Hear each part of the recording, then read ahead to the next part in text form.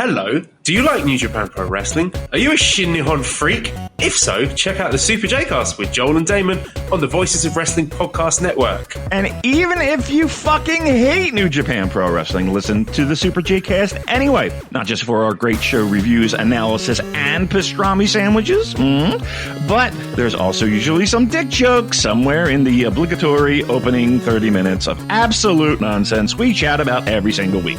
That's the Super J-Cast for all the best talk about New Japan Pro Wrestling, crisps, and pornography. This podcast is a member of the Voices of Wrestling Podcasting Network. Visit voicesofwrestling.com to hear the rest of our great podcasts, as well as show reviews, columns, opinions, and updates across the world of wrestling.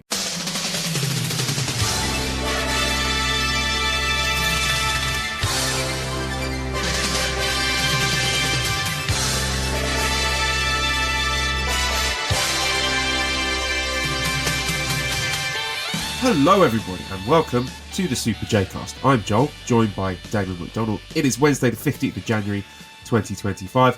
This is episode 345 and I'm going to be honest here, Damon. You are catching me right in the middle of watching football. It's the North London Derby. Okay. It's Arsenal versus Tottenham. It's live going on as we speak, so I apologise if I... Yes! Get in! Yeah? All right. Sorry, that was nothing to do with the football. No. I just noticed that the New Japan English website is back. Chris Charlton delivering for the Shin Nihon freaks yet again. Way to go, Chris. Nice. Yeah, I did see that a little bit ago. Thank the Lord and heavens above. Look, maybe Chris had a little bit more free time in his hands. Maybe. I don't know. He is stretched very thin in that office. So, maybe a small blessing in this. I heard not. I heard it's completely coincidental. That is, they've been planning to launch it anyway. But I'm sticking with my headcanon. He got told off. Tony Khan was like, "Stop talking shit about me and fix the fucking website." Not that he would care about the website. Why is Tony Khan asking him to fix the website? Why would he do that? He has Tony Khan won't go on the Japanese website. He thinks it's dangerous. That is still one of the most comical things on earth. On earth. But look, everybody has Don't have a meltdown, Tony. Yeah, come on. Don't sue us. Because we know he can often go for the nuclear option. What's that? And we don't want to be dealing with a fallout. Why? What's the nuclear option? I don't even know what that is. Do I know what that is? Yeah, I'm making puns. You'll figure it out later. Right, oh, good. I'm a little slow today, as normal. Hi, everyone. Thank you for joining us. For those of you who have paid the money to hop on this fine stream where we talk about New Japan Pro Wrestling, can I ask you a question while we start? And you fumble with your microphone. Yeah. No. Okay, there it is. Were you waiting for me to say yes? You can answer. Yes. You may ask me a question. Okay. Yes. I thought that was a rhetorical. Can I ask you a question? No. I know. I want to know. I want to make sure you're ready. Because often you'll just say, "Let me ask you this." You'll just go straight in there. But today you're asking for my consent before you ask me the question, which I'm turning a new leaf. Yeah, I'm turning over a new leaf. Okay. I'm asking. I respect it. Thank you. Here's my question, coming right now. What's been the general feedback? I wonder about us talking about the infamous message and debunking others' claims of how things went down. Have we had any feedback on it? Because I honestly haven't looked. Not really. I mean, our word is gospel at this point. Even the biggest haters, and that's mostly the people over on Reddit, are sort of grudgingly admitting that our track record is impeccable. So if we say something, it's absolute gospel. So that's awesome. they still hate us, but they're like, yeah, they're bastards, but they are always right. So we can't really doubt them on this one. Can I ask you, do they hate you or do they hate us? I think they hate both of us on our own merits. What did I do wrong? You're a Yankoid imbecile, so that's true. That's enough. Okay. That's enough for some of them. Oh, wait till the summer when I come over there. Fucking like Stan Hansen. rolling down Oxford Street. Yeah. Okay. Well, look, we can't all be perfect, right? We can't all be perfect. All right. Where do you want to navigate to first, sir? I would like to talk to you about Patreon. Let's plug the Patreon first. Yes. Let's say thank you to everyone who has signed up. Yes. Because I'm honestly stunned by the amount of people who are paying their hard-earned money to get whatever crap this is that we're this pig swill we're giving you. No, I jest. We are offering a very valuable service. The deli has, I think, delivered an entire year's worth of delicious pastrami this month alone. Yeah. Right. So if you're paying your $5, you are absolutely getting more than your money's worth this year.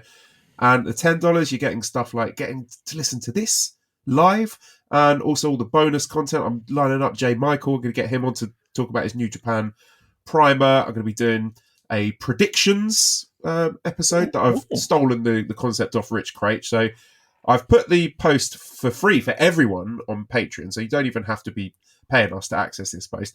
And you just comment on that, what your predictions are for New Japan Pro Wrestling this year. And at the end of the month, I'll record that. We'll talk about all your predictions and then we'll revisit that next year and see who was correct. So nice. Got lots of fun ideas like that. So lots of interesting stuff coming your way for $10 subscribers who get all the bonus audio goodness. And look, this is money that is hopefully going to go towards getting us out to see Hiroshi Tanahashi's retirement. Oh my lord! I was sort of playing around with what pronoun I was going to select there. If I was going to say me or us, because I'm not going to tell you how much we're bringing in at the moment, because the money's just resting in my account, Damon. You don't need to know that. I don't need to know nothing. That's right. But as I continue to play Shenmue with my children, they're demanding to go to Japan as well, and this is going to be a big event. We want to see Hiroshi Tanahashi's retirement, and we also want video footage of Arthur cracking open an ice-cold can of grapefruit from a vending machine going glug, glug, glug, ooh, glug, glug, glug, good. That's what the people want. Oh, that was another idea I had. I want to get Rich Craich on the Patreon and we'll do a Shenmue special podcast. I was thinking that, like, can't you do like walkthroughs and shit? I can do anything. You drink bastard. Thank you. Hi, what's this? Say thank you, bastard. Oh, you want me to say thank you, or you want me to say thank you, bastard? Thank you. Say thank you to me. I said thank you already, but thank you again. Thank you 3 times. You're welcome, bastard. Oh, brought me a lovely flask of fresh peppermint tea. You're welcome, bastard. Well, what's with the bastard? What's that all about? She just likes attention. She likes to sabotage the podcast. Come on, Damon, you know this. That's her favourite hobby. I thought that was like a little pet name of yours. That'd be nice. She does call me that a lot, to be fair. All right. It might not be in loving terms either. All right. Good job by the Patreon peoples. We definitely do appreciate that. And again, I don't give a... Like, here's the thing. You do 99% of it. So, I mean, if anybody's keeping money, you are. So let's worry about getting you... Because you have 4 people. I mean, at most, I'll have 2.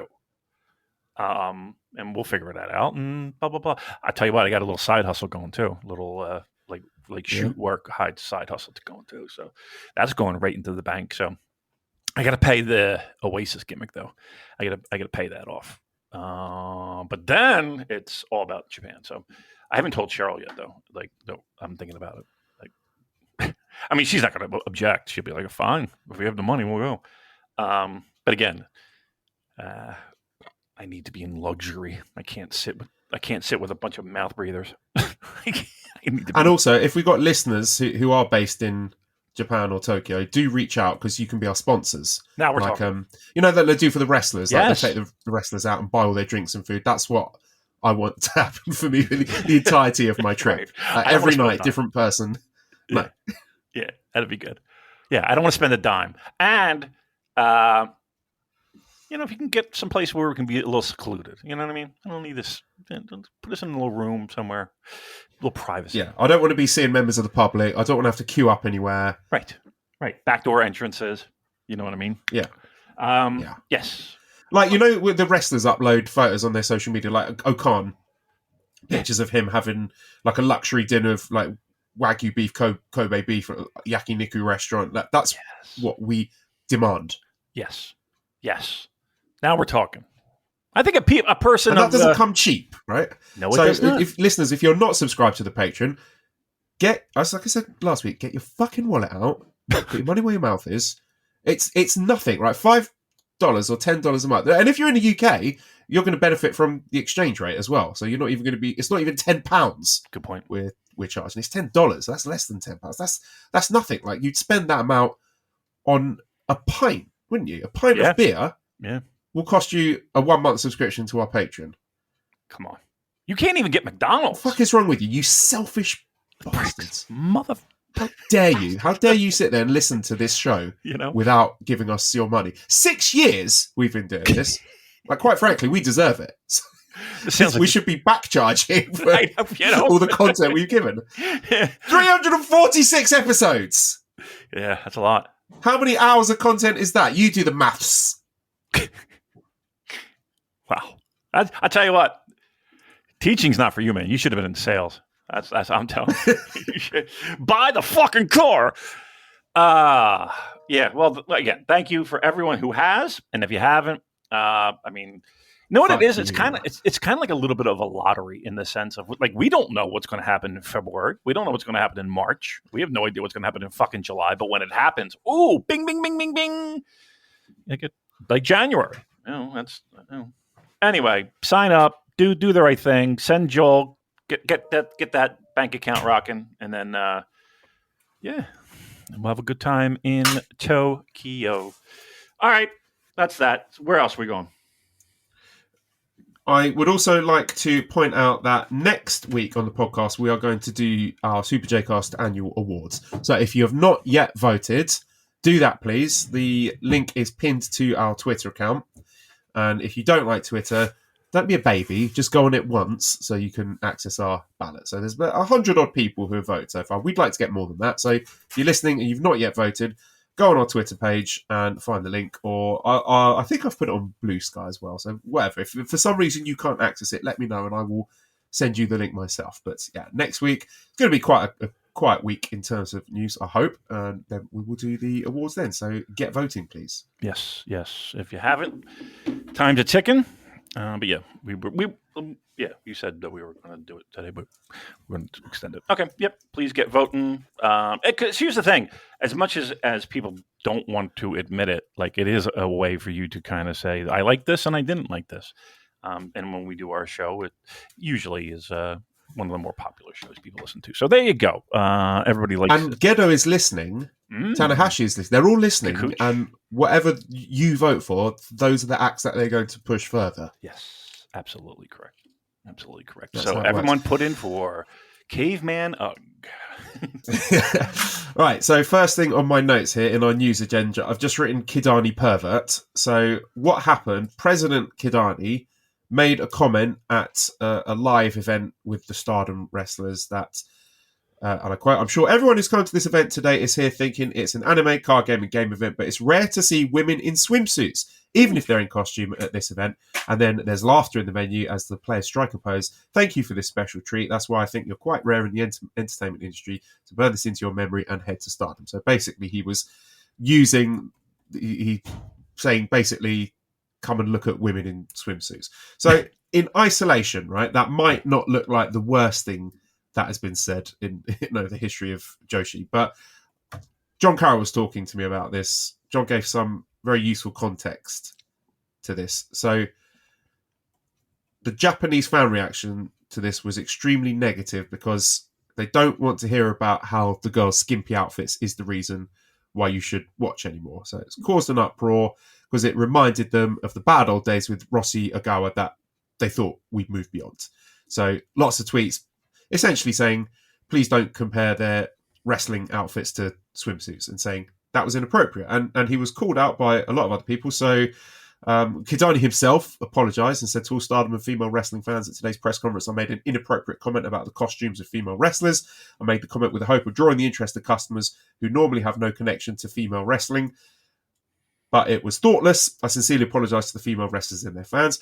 Tanahashi weighed in. He said, "Today I had a meeting with the owner, Stardom President Okada, regarding the comments made by Kidani at yesterday's Bushiroad press conference. I also regret that I was on stage and simply ignored the remarks. We will continue to strengthen our relationship with Stardom, blah, blah, blah, blah. And then Stardom CEO Taro Okada said, regarding the comments made by Kidani, new Japan President Tanahashi was also present. We gave the owner a stern warning. All of our staff will continue to work wholeheartedly and do our utmost to contribute to the development of women's professional wrestling. And John also sent me a tweet from Tam Nakano, who's one of the biggest stars of Stardom, and she wrote a long list of why people should watch Stardom. And then put at the bottom, of course, we also welcome people who come just for the cute looks at first. More than that, I'm confident that you'll be captivated by our fight. I'll make you fall in love with me, and if you do, I'll make you the happiest person in the universe. So she was sort of leaning into it, trying to spin it into a positive. But I think my biggest takeaway here, well, one, like fucking brain dead thing for Kidani to say. He shouldn't be saying that. But I also found it weirdly encouraging that there's been such an uproar about this. And I don't think that would have necessarily happened 10 years ago, maybe even 5 years ago. So I think I'm taking this with a positive spin that we've come far enough that a comment like that, which might actually look relatively, I don't want to say harmless because it's an extremely daft thing to say, but you know, on the grand scale of things, like people might have been expecting worse, but he's been rightly called out for that, and lots of people criticizing him, and you know, the owner speaking out, and Tanahashi speaking out, and I think that's a good thing that we are in a world where that kind of talk is no longer acceptable. Yeah, I mean, yeah, I mean, what? Look, I don't know. There are press conferences in every sport, and political and non-political. Just people say dumb things. We say dumb things on this show sometimes. Is it excusable? You kind of want better. You do want better. And you're right. I think that temperature definitely changed in more recent times. Sure. And I know that I don't speak Japanese, so I can't sit here and be like, well, the tone of it was this or that.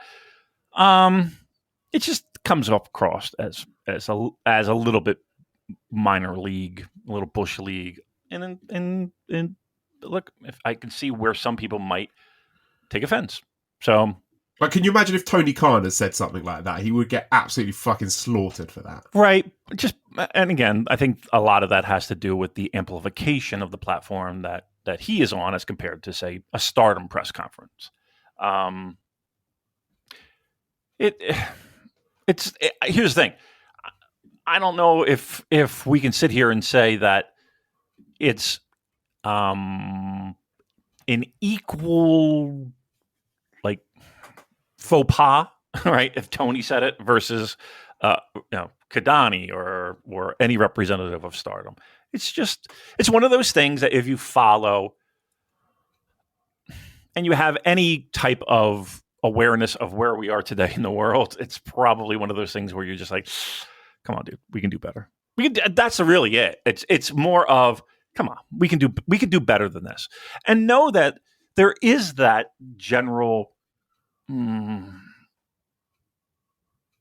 don't know, like labeling of Stardom fans. At least there were, 5 years ago, 6 years ago, and things, might have changed a little bit. If the shoe fits, Damon. I mean, but, like there were. I mean, the general perception. Look, let's put it this way. There's a reason why that was said in many circles, because you go to a fucking show and somebody gets tossed outside the ring and it's all you hear are shutters going, and not because it was, I'm going to capture this young lady flying through the air. No, it wasn't that. So there is that element that, let me take that back, is probably not the right word. I'm hoping things have changed because I have not been there in many moons. But look, firsthand experience, I was there and it was just like looking at people like, what the fuck? Because man, they got out those cameras damn quick, taking those pictures. So again, if you want to break free of that mold and that stereotype and that kind of ickiness, then yeah, it's got to start at the top, and disappointing to say the least. I'm assuming that a 2-month suspension will be in place with all Bushiroad employees in their I'm not counting on that. subsidiaries. That's an extremely rigorous standards there. No. Should we hold ourselves to these standards, Damon? Is it inappropriate for Absolutely not.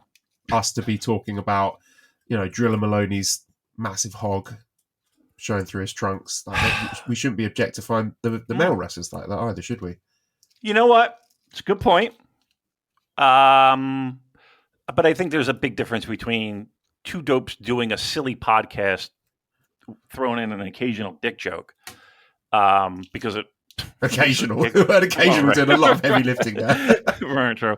And a $1 million company trying to promote on a national scale. So while there is a validity in what you say, and I recognize that, that does not mean the dick jokes will stop in any way, shape, or form. Please know. Even though we've had that suggested to us, we just can't help ourselves.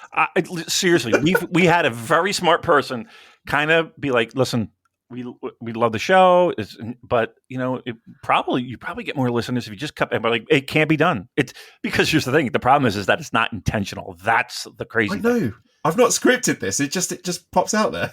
That might be worse. Because you're getting like Driller Malone. No, sorry. Well, for him, there's nothing. Look, I'm going to tell you flat out. I do not have any notes whatsoever, and I never do. And Joel kind of just has like the simplest of format sheets of how he wants to steer the ship.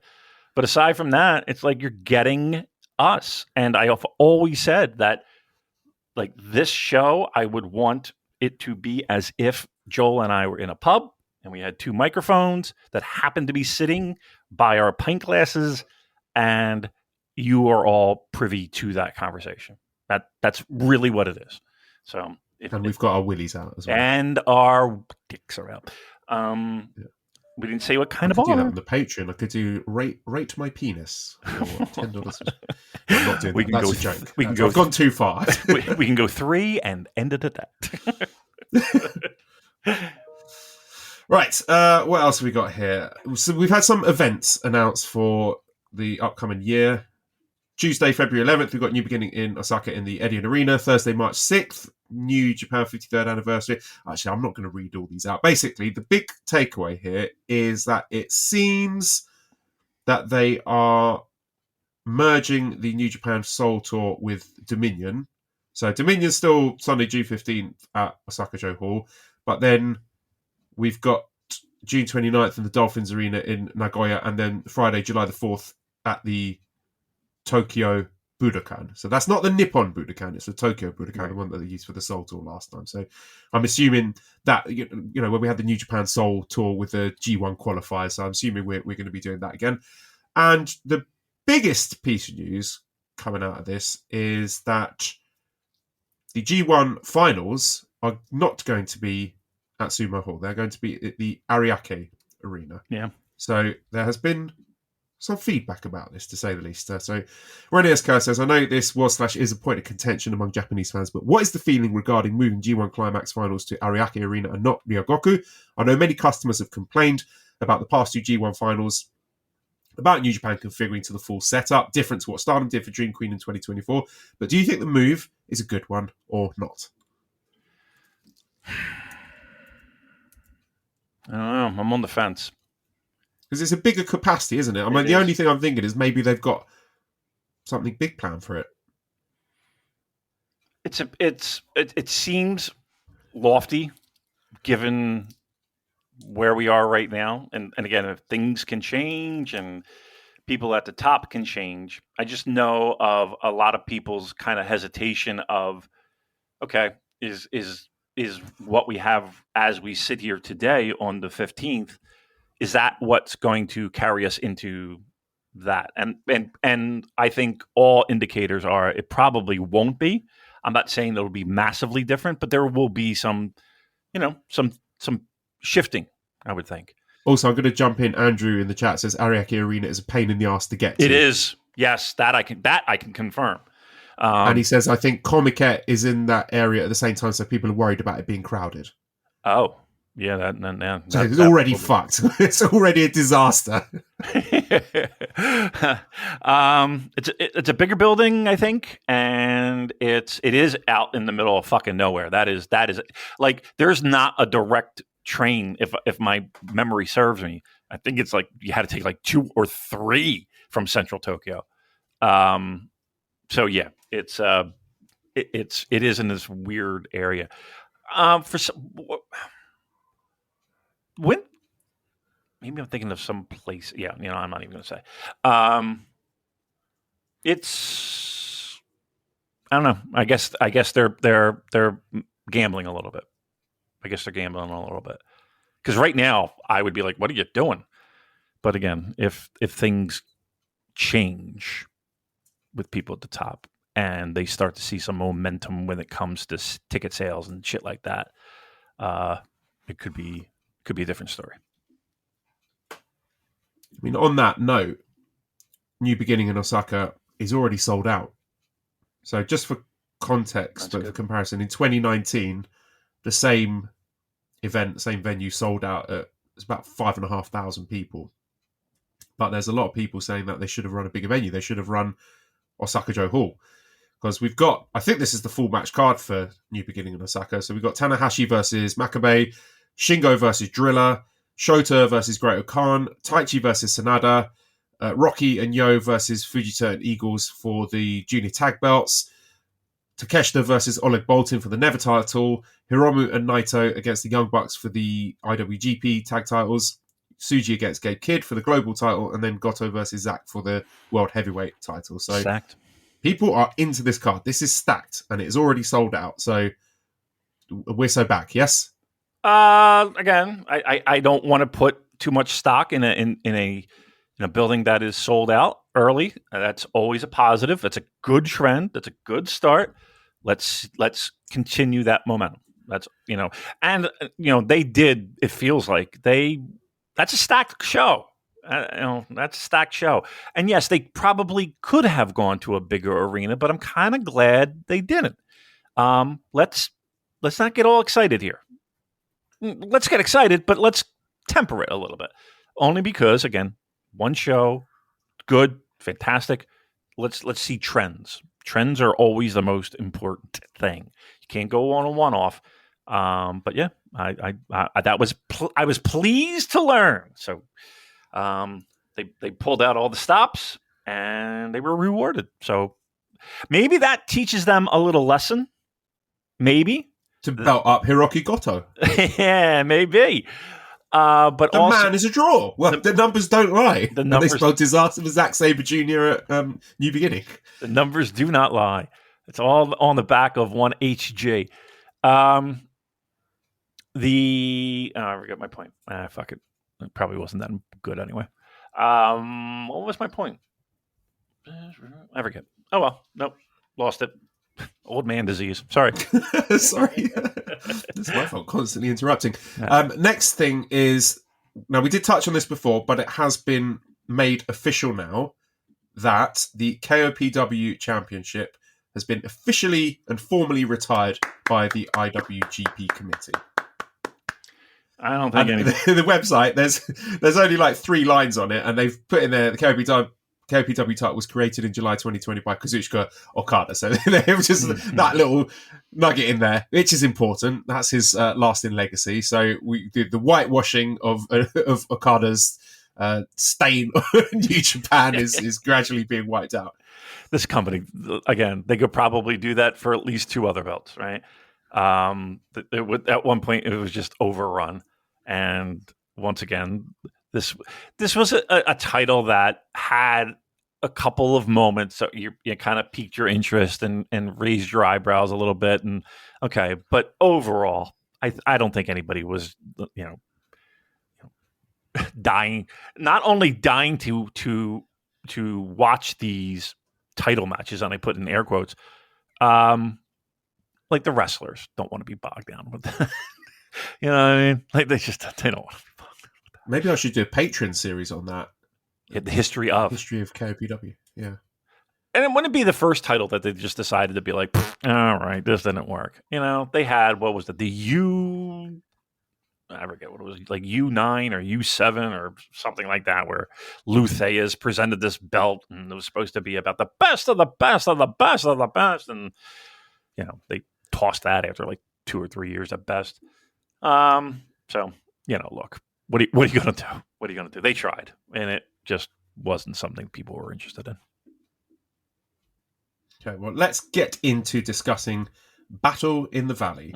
So the attendance for Battle in the Valley was 1,814 people. So by comparison, Battle, as I quickly search it, Battle in the Valley 2024, which, as we all remember, had a much stronger card. It had Okada and Ospreay in the main event, Moxley and Shingo in the co-main event. That did 2,147. So it's not a million miles away, actually. No. We're only looking at sort of 300 tickets, which, I don't know, that's pretty good considering the difference in main event here. We're main eventing with the juniors, for fuck's sake, Damon. I'm conveniently ignoring the fact that this was the same main event as Dominion last year, but I cherry-picked my facts to support my completely biased strawman arguments. Yeah. So I don't think that's a terrible number, but again, let's get into talking about it. Did you watch the pre-show? I did not watch the pre-show, but I watched everything up and down the show. So we had a Strong Survivor match with the new Strong Survivor. That's Zane J. Good job, Jay. Defeating Viento in 6 minutes and 23 seconds. Wasn't the most impressive thing Zane J did on the show. We will come on to that later. But he's keeping the rich and deep legacy of the Strong Survivor alive with a solid effort there. They got all their shit in. And I quite like Zane J. He's making a good impression so far. He's got I was going to say he's got a good body, but I shouldn't say that because I'll get into trouble. He's got a good aesthetic. I like his aesthetic. Zane J has a good pro wrestling aesthetic. I gotta be honest with you, that sounds worse. I'm an aesthetics appreciator. We also had Bad Dude Tito and Shane Haste defeating the team of Matt Vandergriff and Fred Rosser. So Matt Vandergriff has not yet escaped pre-show containment. He was tagging with Fred Rosser here, and they had a miscommunication. Fred Rosser accidentally bashed Matt Vandergriff in the head at some point in the match, and then Matt Vandergriff refused to tag in. So I'm assuming that's going to pivot to a Matt Vandergriff and Fred Rosser feud, which to me, the intriguing question here is going to be, does that escape the pre-show containment? Is that something that they can somehow squeeze onto the main card? Or is Matt Vandergriff doomed for eternity to be wrestling in shows that Damon McDonald will never watch until the rocks melt and the seas burn? Will not happen. Damon will have no takes about Matt Vandergriff. But that was the Battle in the Valley pre-show, which was nice and good. So well done, everybody, for that. Let's start with a curious choice for the opening match, the Strong Openweight Championship match, where we had the champion, Gabe Kidd, defending against the challenger, Tomohiro Ishii, and they went to a 30-minute time limit draw. So opening Matt match says, love Gabe and Ishii, fight forever, etc. But how does a 30-minute Iron Man make sense after a 30-minute draw? So for context there, after the match, they decided they're going to have a rematch, and that will be a 30-minute Iron Man match. So wasn't that just a 0-0 Iron Man? And Van Hammer Dude says, do you think the Gabe Kidd draw is any kind of clue as to who's winning his match with Tsuji? So we'll unpick and criticize the logic of the Iron Man shortly. But first of all, what did you think of the match itself? So the match was good, real good.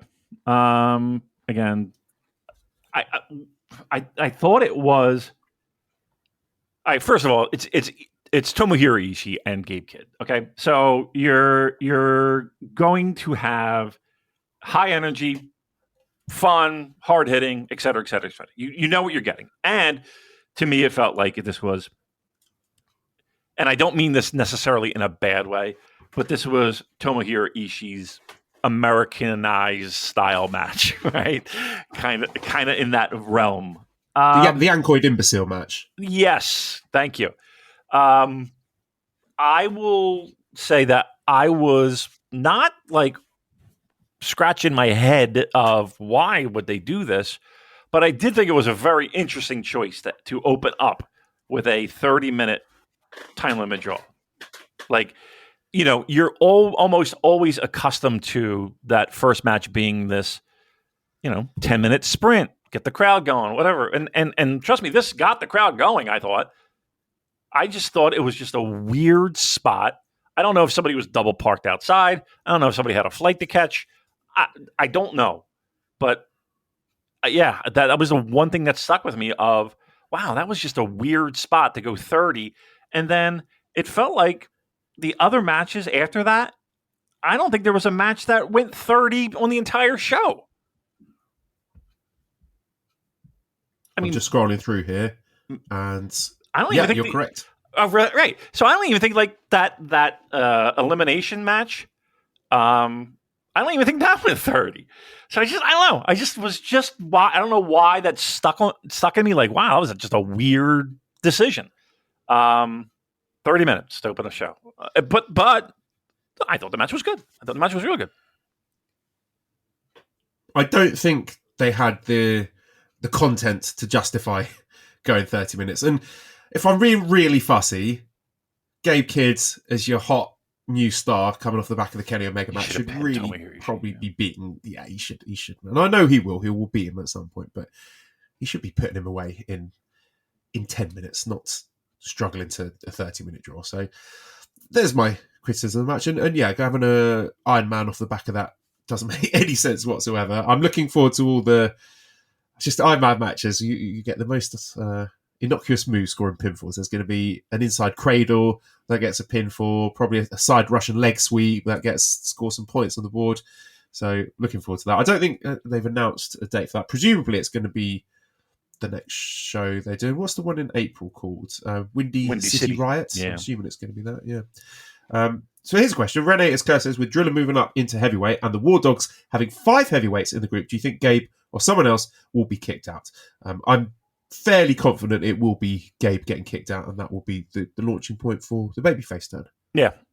And I don't know if it necessarily has to do with heavies and juniors, mind you, but yeah, I mean, I think all roads are pointing to something along those lines. Yeah, certainly. Okay, next match was the Strong Openweight Tag Team Championship, where the newly rebranded world-class Wrecking Crew, Jarrell Nelson and Royce Isaacs, defeated the challengers Rocky Romero and Yo in 11 minutes 21 seconds. So I thought this was pretty good for the time it got, and I'm enjoying the Wrecking Crew's run with the belts, and I like how they are so desperate to keep these titles, having worked so hard to get them, that they will bend the rules, they will cheat. They had to use a belt to attack Rocky Romero in order to get the job done, because you can't do it clean on Rocky. Clean pins. Yeah, no way. He's got to keep himself strong for that big challenge coming up in New Beginning. That's right. You can't pin Rocky clean. Not in a big time important match like that. Yeah. I liked the opening match a little bit better. I thought it was good.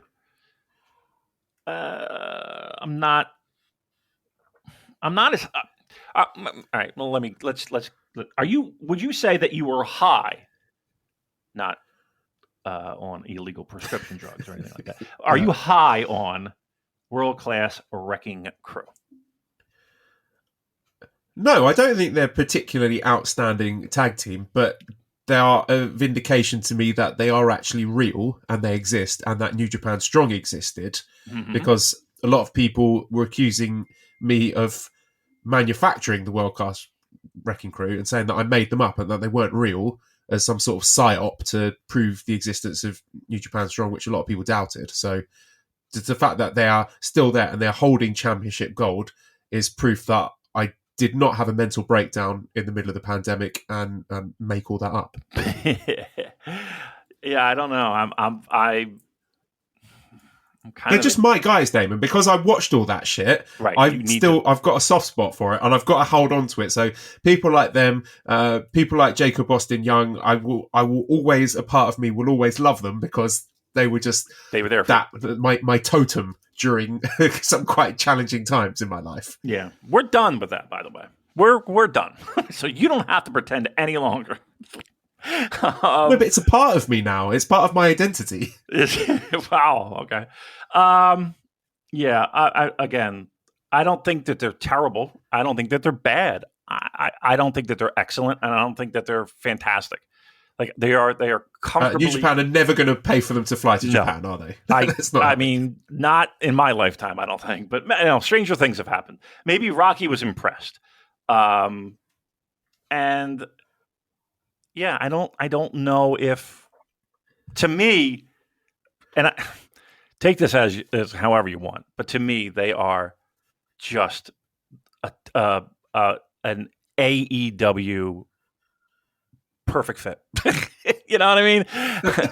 You know what I mean? They are that, second match in on a TV taping, cut into commercial while somebody gets heat on one of the, you know what I mean? Like I can see it. I heard that when World Class Wrecking Crew won the strong openweight tag titles, that spooked the Young Bucks so badly that they were phoning up New Japan saying, get us on that Wrestle Kingdom card. We've got to cut the legs out from under these guys.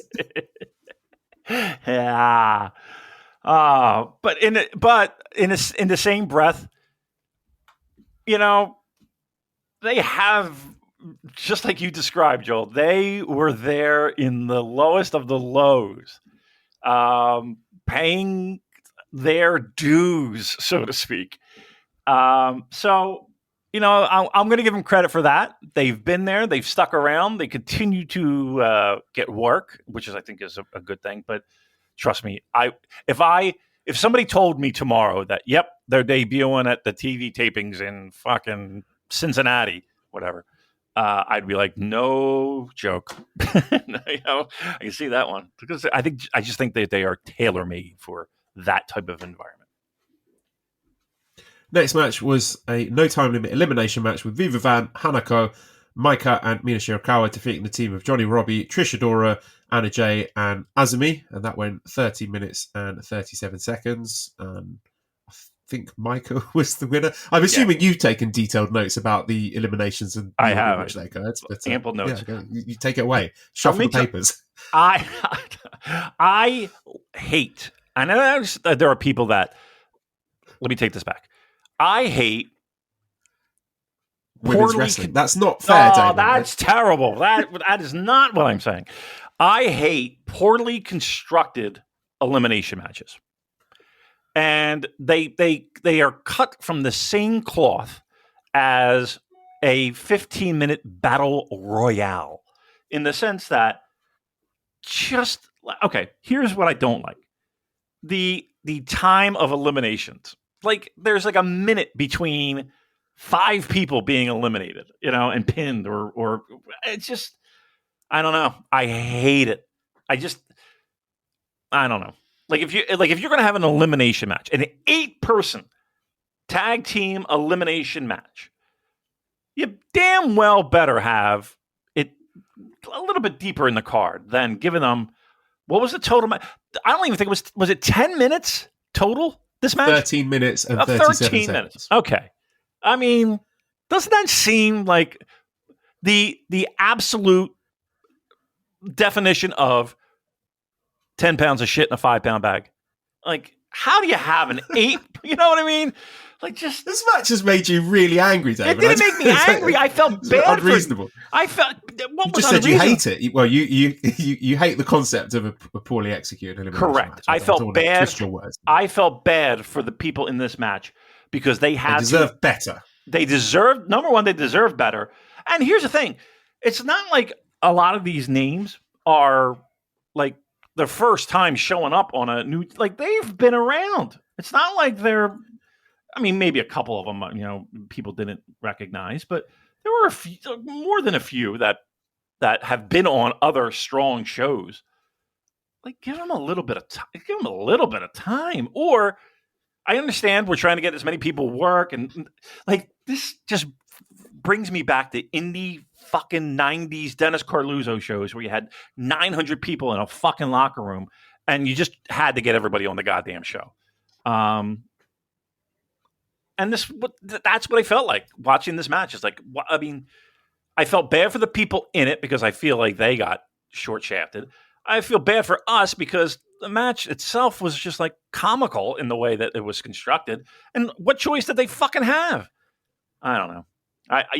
It bothered me, and it probably unreasonably, but it bothered me. No, I take your point. I feel like they could have picked any 2 wrestlers from this match to have a singles match, and Right. it would have been significantly better than trying to cram them all in, or even 4 of them to have a tag team match. But yeah, there we go. We'll move on then to the NJPW World TV Championship match, where El Phantasmo and Jeff Cobb went to a double count out, 10 minutes, 40 seconds, with a very creative finish where Jeff Cobb was about to be counted out, El Phantasmo about to get back in the ring, and Jeff Cobb threw, I think it was Zane J, he threw Zane J at El Phantasmo with quite a nasty looking bump. The camera didn't quite catch it, but it looked like a bit of a rough landing for Zane J, and caused El Phantasmo to also get himself counted out. So it was a very entertaining 10 minutes while it lasted, and I enjoyed the chemistry between them and the sort of the difference with the high flying of El Phantasmo and the power moves of Jeff Cobb. But if I were in attendance as a live fan, I might be feeling a little bit shortchanged by this, because they have announced the rematch for the main event of the February 3rd Korakuen Hall show. So the good people of Korakuen Hall deserve to get a conclusive finish to this feud, but the people of San Jose, the Yankoid imbeciles, no dice. Yep. I truth be told, after this match, I'm thinking to myself, there's no one that's going to fucking, no, everybody has to be protected with countouts and time limit draws and all kinds of shit. I was like, wow, what a show we got going on here. And I know we got a 15-minute time limit here. I was just like, wow, okay. We're protecting a lot of people here. I thought the match was good. NJPW Strong presents That Doesn't Work For Me, Brother, in the Valley. Yeah, that's what it felt like. But I know that wasn't the case, but I was like, okay, well, nobody can lie down here tonight.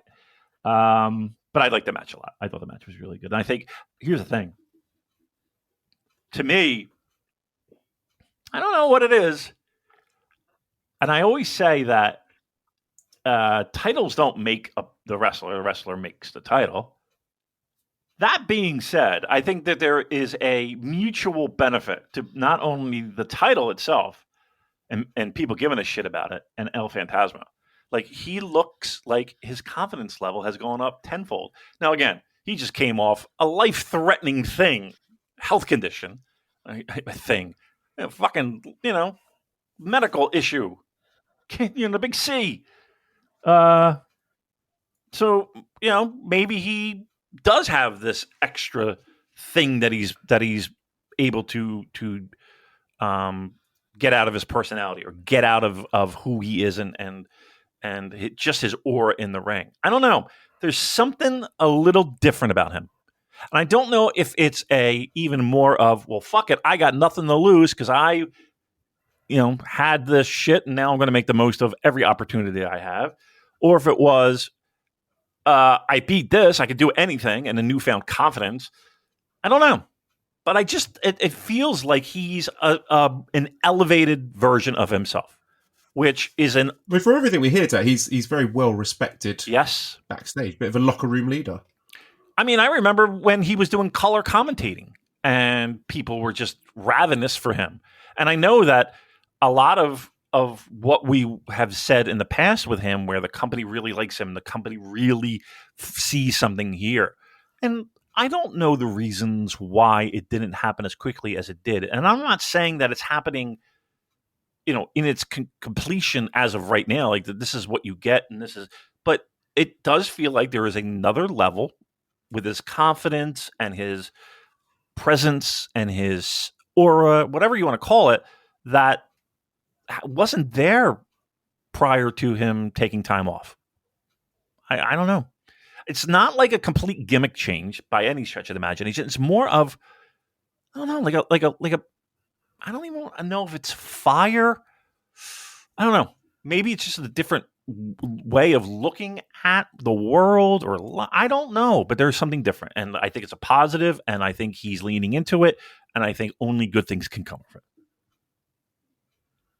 All right, next was the Sumi Sakai retirement match, where Sumi Sakai, King of Darkness, Evil, and Sho were defeated by Yuka Sakazaki, Mayu Iwatani, and Hiromu Takahashi. So the law of this match being that Sumi Sakai hosted and looked after Sho and Evil when they were on their excursion. So nice little narrative within this match that they were the two young lions that she was looking after, and they've gone rogue, they've gone off the rails, and she's sort of hoping she can win them back over to the side of light in her last match. But of course that didn't work, and led to what I found as a very entertaining match. And I know I'm a bit lean more sort of generously towards the house shenanigans than most people, but there were some fun moments here, particularly when they did the big stretch spot where all the people in the crowd were linking hands, and Sumi Sakai turning on her own teammates and then turning on her, and the finish at the end with all three of her opponents outnumbering her 3-1 and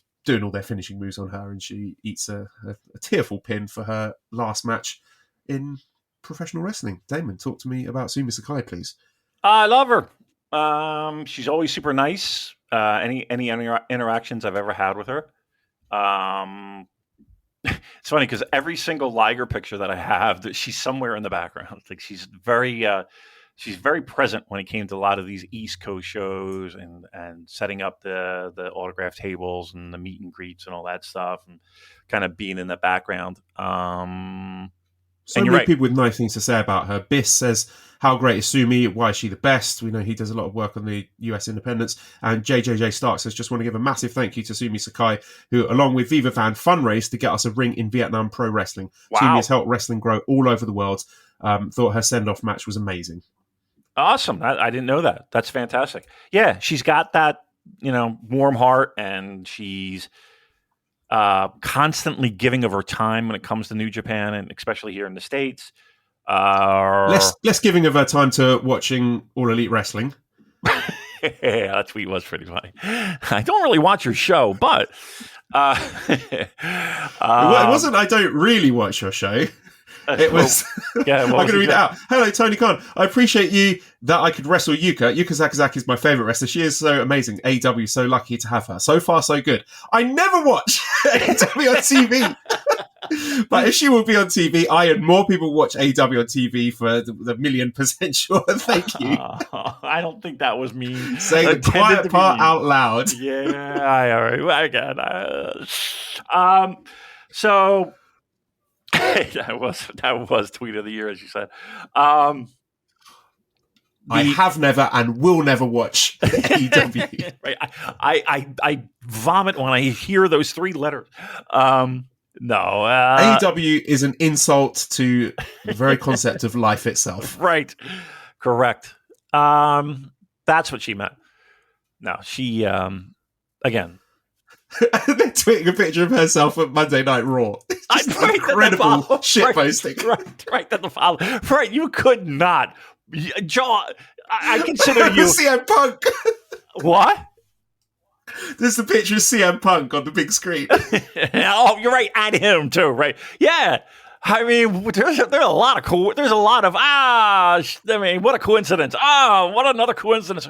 Wow, what a third coincidence! All right, yeah, we get it. Plead innocent. No, of course, but yeah, that was just a funny 2 or 3 tweet stretch there.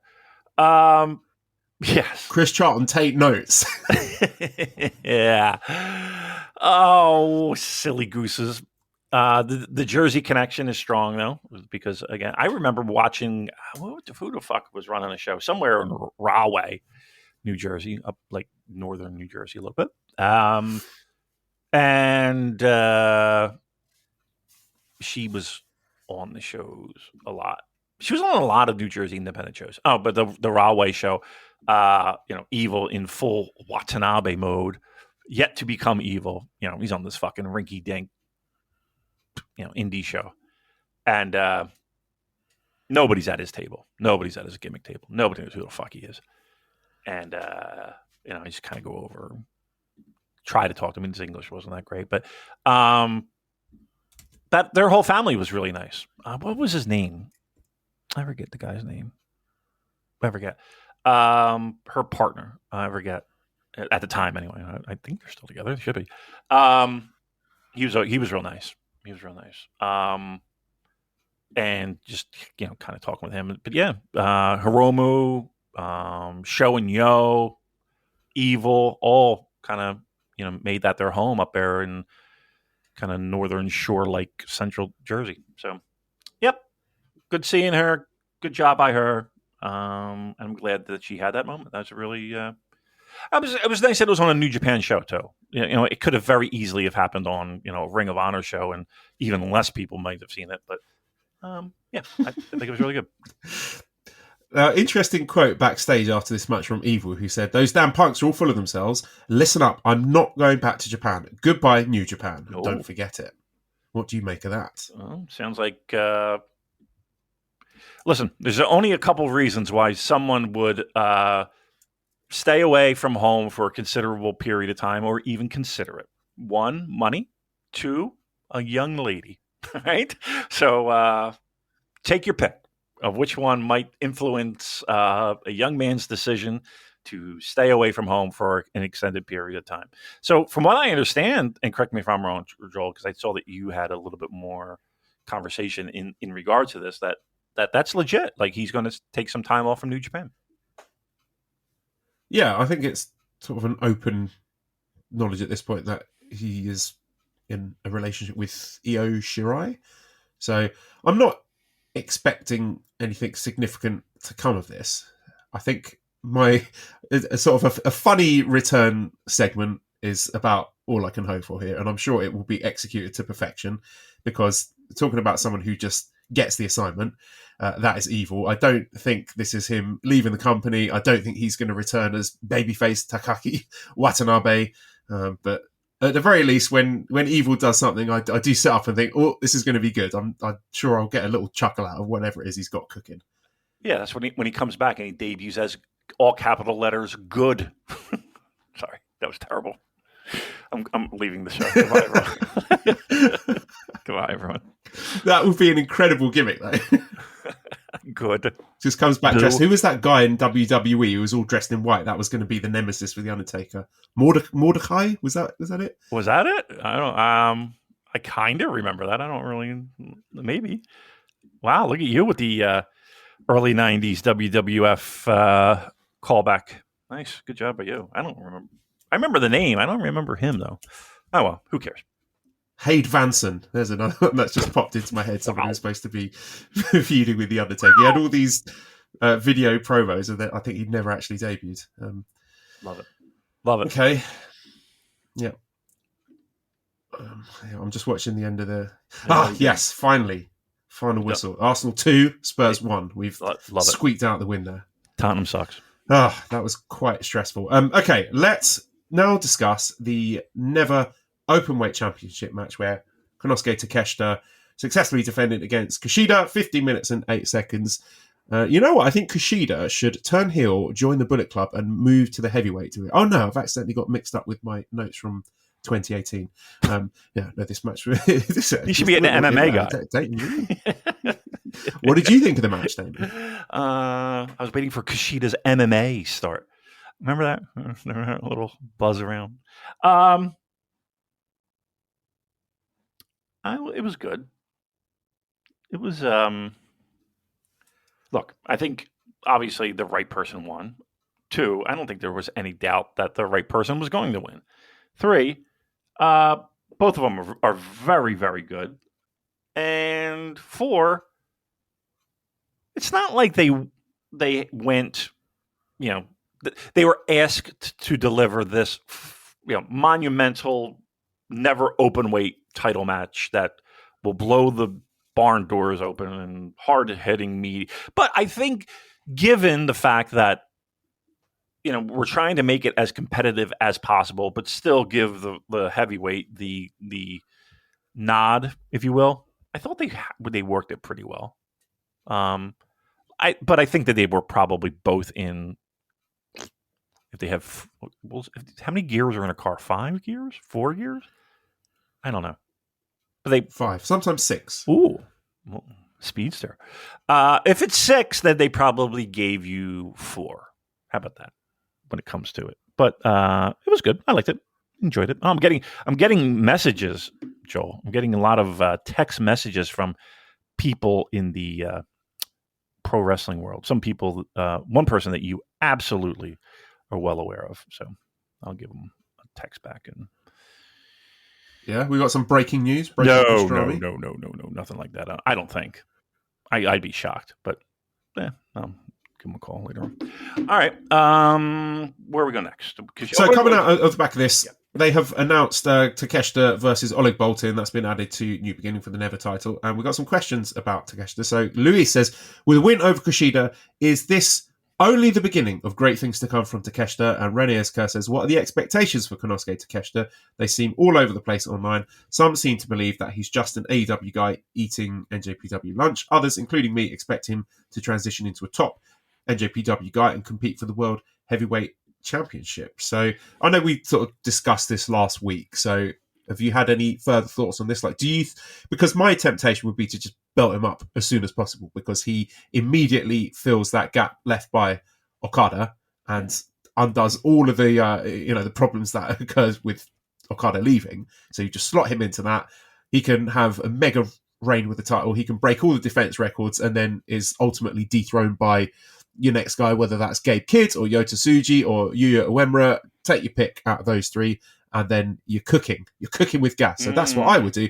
But I do understand that there is possibly issues associated with putting the world title on a quote-unquote outsider, the optics of that. But personally, I don't really care about that, because he's one of the best wrestlers in the world, and I think the best wrestlers should hold the best titles, because that's what pro wrestling is all about. Here's what I would say.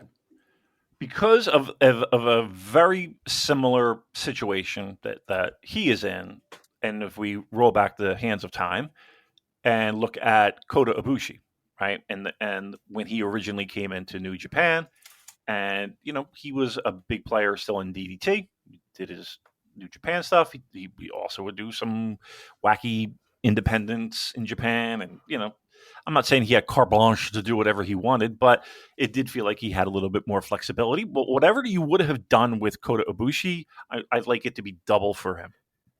Is that fair? Yeah, and of course the context of Ibushi being that he was coming into New Japan when they had like one of the most historically stacked rosters of all time. Right. Absolutely. And we are not in that place right now. We are not. Right. So that's why I won double, right? So that like whatever you thought would be the ceiling for Kota Ibushi at that time, and a lot of people were like, belt him the fuck up. And push him to the moon. So you don't want Takeshita to have the Tiger Mask double gimmick. you don't no anime gimmicks. Yeah. Who did he wrestle in that match? Who was it? ACH? Was it? Yeah, ACH, that was at Wrestle Kingdom, and also he wrestled Okada at the anniversary show. That is correct as well, yes. No, I do not want that. But, yeah, look, I think it's, once again, I think everyone benefits, him, every company. And I don't think that there is hesitation with New Japan to do that. I really don't. I think everything's been ironed out, and if they wanted to do something like that, they could. And I'm with you. Like he should be a guy in this promotion, even more than what he is right now. We could take our time. We've got 2 years, all that stuff. Okay, there's plenty that can be done in that time span. But know that in your mind that this guy's a major player in my promotion. And we're going to see what kind of money we can make with this guy. And I know there's been a lot of speculation and doubt over the nature of his contract with New Japan. Is this something where he's just sort of part-time with New Japan, but he's mainly an AEW guy? I think what spoke volumes was Hiroshi Tanahashi announcing his last match in the United States being at Windy City Riot against Konosuke Takeshita, right? They're not giving Tanahashi's last match in America to a full-time AEW guy, right? Right. Or Tenzan. Or, I'm with you. Look, I truly believe that they know what they have. And here's the thing, too. I think he knows what he is in the sense of his value, right? So if he has that, if he was able to negotiate that type of flexibility, that doesn't necessarily mean that New Japan takes a back seat at all. But it just gives the person a little bit more creative control of where they can work and what they can do and how often they can do it. And I don't think there's anything wrong with that. I don't think we're going to come across a situation where he wants to work a DDT show, and New Japan says, well, no, we have this show, and we need you here, where there would be pushback. I just don't foresee that happening. I think everything's been pretty much ironed out when it comes to that. And if they weren't, they wouldn't have signed. There would be no contract. So I'm comfortable with it.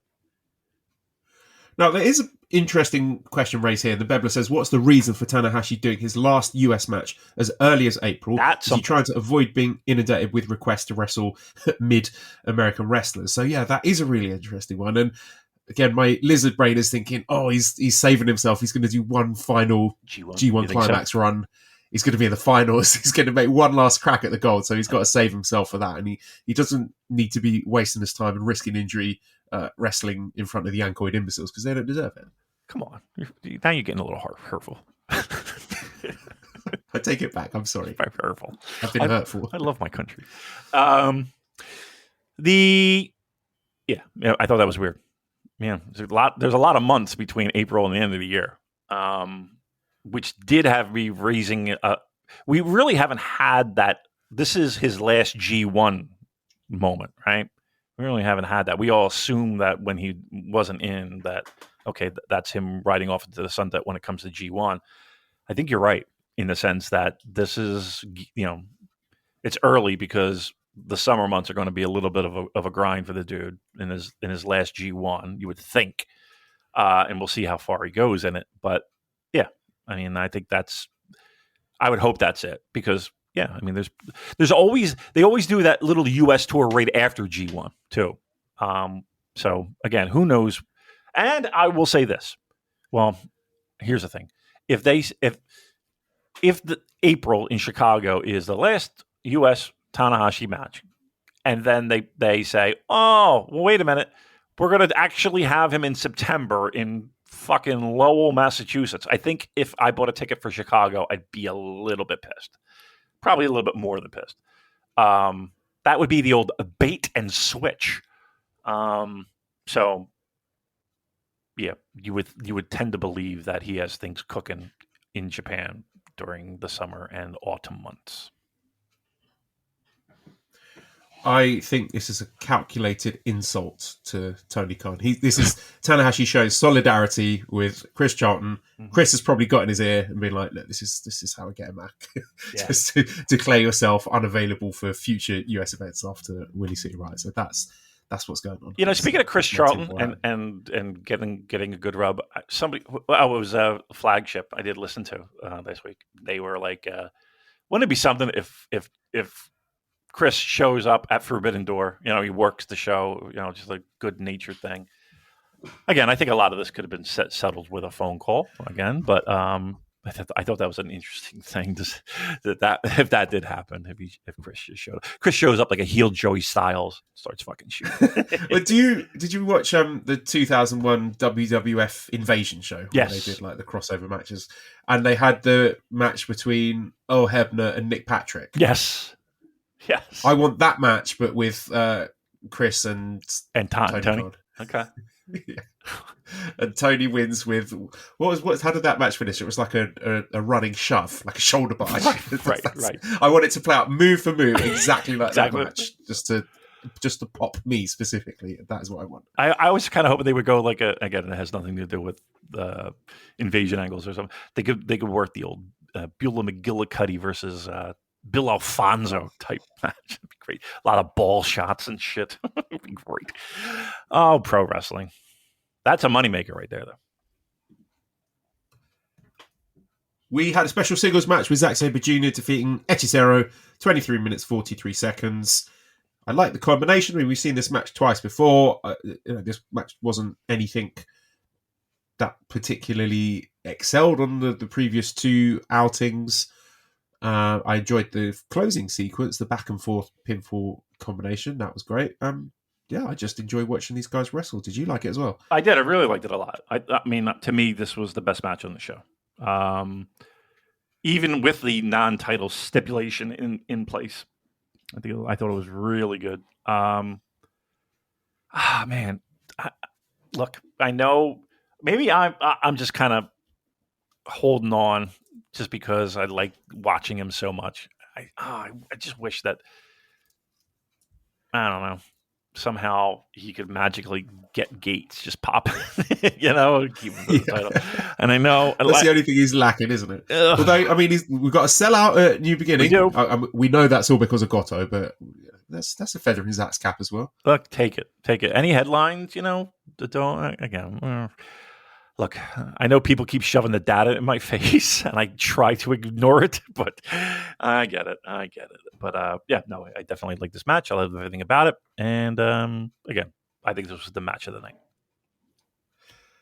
Nick says, if Zack retains over Goto, do you see a rematch between Zack and Hechicero happening at Fantastica Mania for the title? I mean, don't. 4 matches between the two would probably be excessive. I think I've seen enough from the two of them at this point. Now, there was a poster for Fantastica Mania where it's got the list of the talent that are going to be taking part. Yeah. As I scroll through the Discord to try to find it. Here we go. So there is Titan, Ultimo Guerrero, Mystico, Volador Jr., Mascara Dorada, Templario. Hechicero is on the poster. Come on. Mantar, it's very small. I need to open it bigger. Sorry. He needs to read it. My eyesight is terrible. Max Star. I've not heard of Max Star. Atlantis Jr., Okamura, Zelhua. Why have I started this venture to pronounce? Somebody call names Lucha Blog for us, please. Rugido, Stigma, Zanderkan Jr., Raider, Magnus, Barbara Cavanario, Neon, Averno, Sobrano Jr. So There you go. Hechicero is on the poster, so we can expect him to be taking part in Fantastica Mania. The most wonderful time of the year. Fantastica Mania for me. Love it. Oh, boy. No, it's actually. It's all right. Anyway. Main event was El Desperado successfully defending his IWGP Junior Heavyweight Championship against Taiji Ishimori. 20 minutes, 44 seconds. I don't know if this was the best match these two could have had.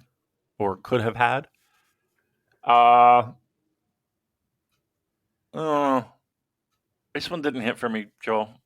And they're playing the hits, aren't they? I always find with these matches that they do in the States, I watch them and they're good and I'm entertained, but I have absolutely nothing to say about them. I'm not compelled to take any notes. I'm just like, that was okay, that was good. And it's just, they're playing the hits to like a love letter to previous better matches that they've had elsewhere. Right. And that could be said about a lot of these. And that doesn't mean that it was bad. It was just, right. It was, I don't even think it was, I don't even want to say going through the motions, but there was a definite different feel. Yeah, a different feel of matches like this in the States and matches like this in Japan. I don't know. I don't think anybody would deny that. And that is not to say that this match was not good. It was. But you're right. It's like, I don't know. There's not that. There's nothing there that says to me, like, let me take you on a ride, right? It's more of let me show you what we can do, if that makes any sense. Like as a viewer, I feel there is a disconnect between the ability to draw someone in on a big show, big spot. And maybe that's just me and me mentally kind of being like, okay, I'm in for the ride because I know this is important. And I know that by and large, these shows aren't important. And maybe that's just me kind of taking myself a step back because I know they're taking a step back. Which is weird. But I've been saying that for, in different forms for, over a year now, that these US shows just have a different feel, a different vibe. And like this match kind of speaks to that. And it, but I mean, to play devil's advocate here, they've given them an authentic New Japan Pro Wrestling match. This was the main event of Dominion that they've given them here between two of Japanese talent. So I would say at the very least, they've made an effort here to give an authentic New Japan main event rather than some sort of Mixed watered match down. 8, yeah. Yeah. I'll give you that. But I do, again, if we're doing the car analogy, there does feel like this is a little bit of a downshift. And I'm not saying that they have to go out there and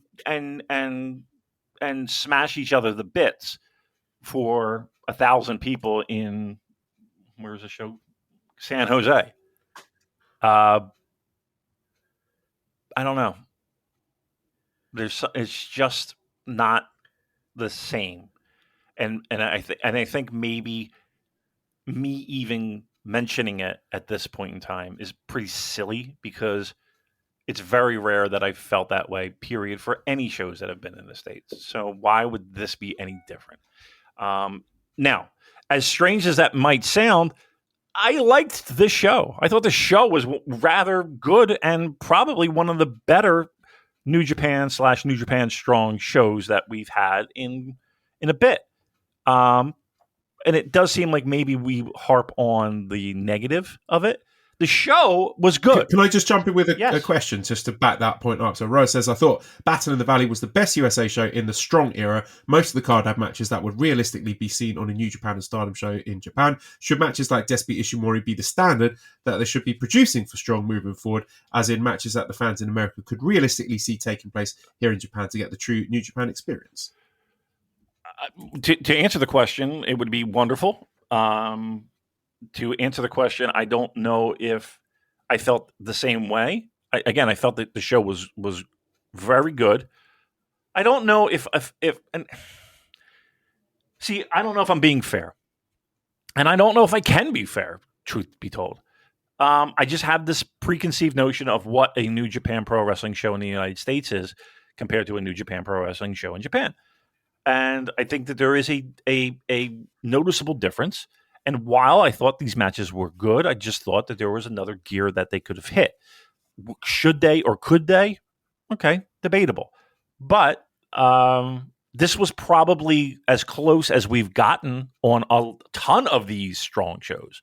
So this show in particular, if we're trying to take away all the fuzz and all the noise of that, was a very good show. Up and down the card. Very good. And the closest thing that we've probably have gotten to a New Japan Pro Wrestling show / Strong show that would be like, let's put it this way. Do you think this show was better than your average Row 2 show? Absolutely. Yeah. Yes. Yeah. It was a really strong show. No pun intended. And I think perhaps we're doing a bit of a disservice by hand waving all these matches. But it was, a good card. I think very well constructed cards, and some of the choices made earlier in the card, notwithstanding, I thought towards the back end it really delivered. So I would love to hear from anyone who attended the show live. I'm sure you left that show feeling you absolutely got your money's worth, and I think this is a sustainable model moving forward for New Japan. I'm with you, and I think if I bought a ticket to that, I would probably be very happy with what I got. And there's a big difference between sitting on your couch with a bowl of fucking Buc-ee's and going to the show and being in the middle of it and getting the energy and all that. So, yeah, I'm sure the live experience was even better. So, yeah, thumbs up for me. Kosei Fujita will be the next challenger for the junior title. So we've had a list of main events announced for the Korakuen Hall shows on the road to the new beginning. So on the 22nd, it will be Goto and Despi against Zack and Fujita. On the 23rd, it will be Yoshihashi versus Oiwa. On February 3rd, as mentioned, it will be ELP against Jeff Cobb having a rematch for the TV title. And on February the 4th, it will be Despi and Fujita for the junior title. So it's quite tasty matches in the Road to New Beginning that they just couldn't squeeze onto the New Beginning card itself because it's so stacked. So got a lot of exciting stuff to be looking forward to for the New Beginning. Not least, the Yuji Nagata Wrestling Life 40th Anniversary Blue Justice 15 show, which will be taking place this Sunday in Chiba, the Sakura Civic Gymnasium. I assuming this one is going to be televised, we've got Katsuya Morishima, Shoma Kato, and Shota Umino. So Shota is tagging with the Young Lions now on the Curtain Jerker against Jacob Austin Young, Francesco Akira, and Great Okan.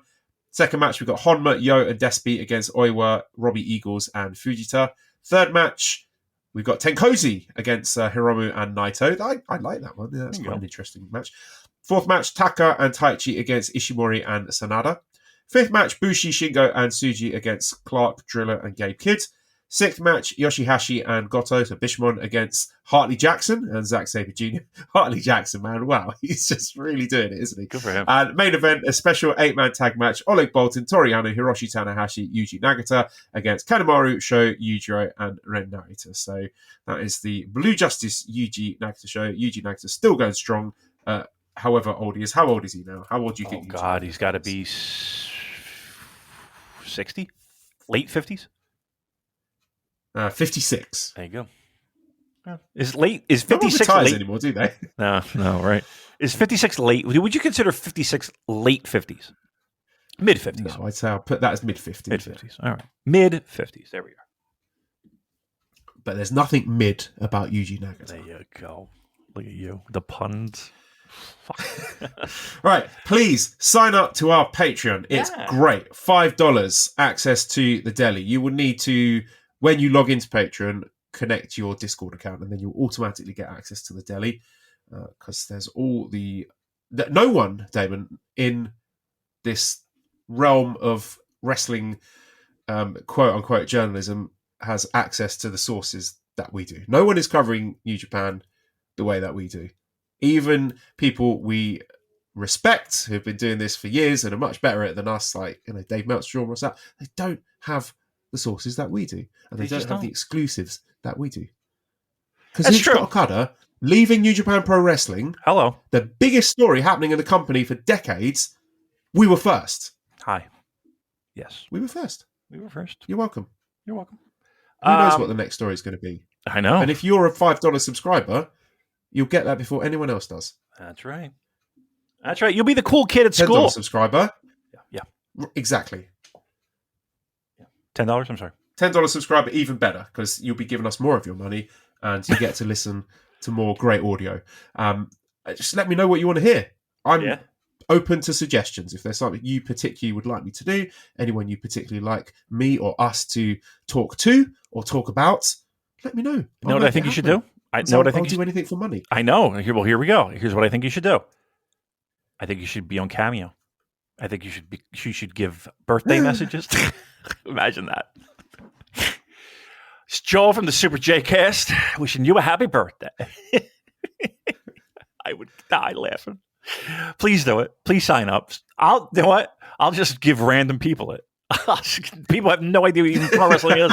Just, hi, this is Joel, Super J Cast. I hear it's your birthday. That'd be great. I'm going to do it. I'll pay for it. I'll lose money in this deal just for the entertainment value of you calling random schmoes and saying happy birthday. Oh, Lordy Lou. We're whores at this point. We are whores. Go vote in our J-Cast Awards. I'm going now. Bye. Oh, wait. I gotta hit pause here or stop. All right, we're gonna hit stop right now.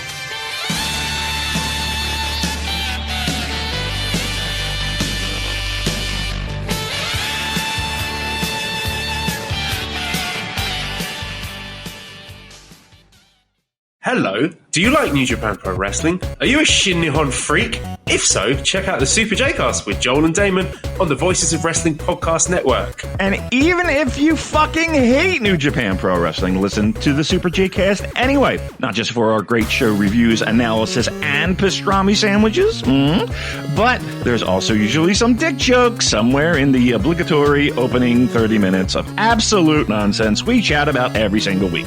That's the Super J-Cast for all the best talk about New Japan Pro Wrestling, crisps, and pornography.